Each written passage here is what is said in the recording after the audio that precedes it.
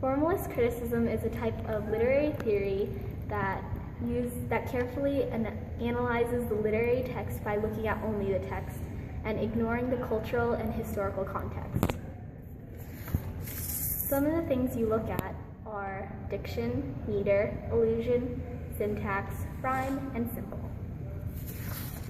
Formalist criticism dates back to Aristotle, 384 BC.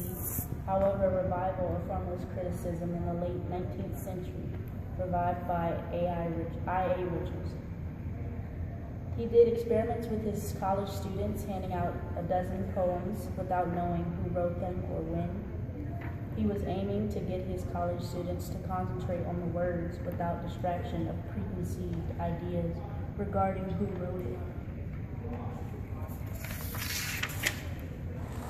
The reasons we use the formalist criticism point of view is to first pay attention to the work on the page and nothing else. Second, the criticism and appreciation are directed on the reading itself and not the author or history around it. 3, it prepares students for advanced exams in high school or college.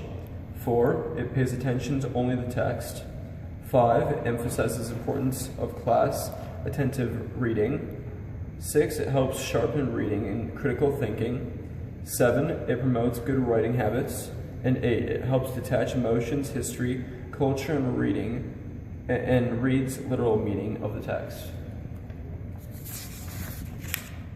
Questions that are typically asked with the formalist point of view has to do with how does the work of use of imagery develop its own symbols? 2, how are various parts of the work interpreted? 3, how do paradox, irony, ambiguity, and tension work in the text? 5, how does the author resolve apparent contradictions within the work? 6, what does the form of the work say about its content? And 7, is there a central focus passage that can be said to sum up the entirety of the work?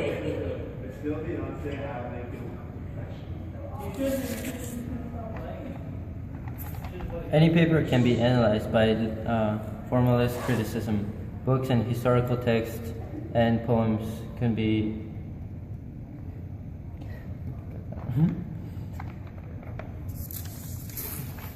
There are some advantages to this approach.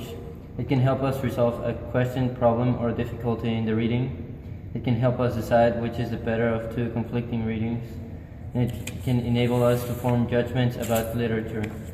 The disadvantages is that it doesn't look at the full text. It ignores the historical and social context in which the work was written. It denies the subjective way that literature can be read and interpreted. And there's formalist criticism.